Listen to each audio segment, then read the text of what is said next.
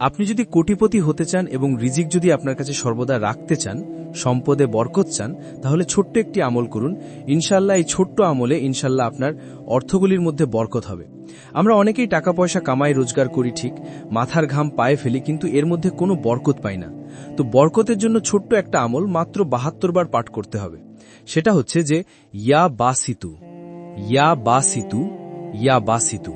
এটা প্রত্যেকটি 5 ওয়াক্ত নামাজের পর, ফরজের পরে, অর্থাৎ 5 ওয়াক্ত নামাজের ফরজের পরে সালাম ফেরানোর পর 72 বার, মাত্র 72 বার ইয়া বাসিতু পড়লে ইনশাল্লাহ রিজিককে বরকত হবে। ইয়া বাসিতু এটা আল্লাহ পাকের নাম। এটা পড়লে অবশ্যই ইনশাল্লাহ রিজিককে বরকত হবে। আসমান ফেটে হলেও ইনশাল্লাহ আপনার রিজিক বাড়বেই ইনশাল্লাহ।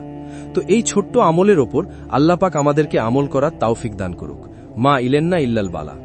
যদি আপনার কাছে ভিডিওটি ভালো লাগে তাহলে অন্যের কাছে শেয়ার করে দিন।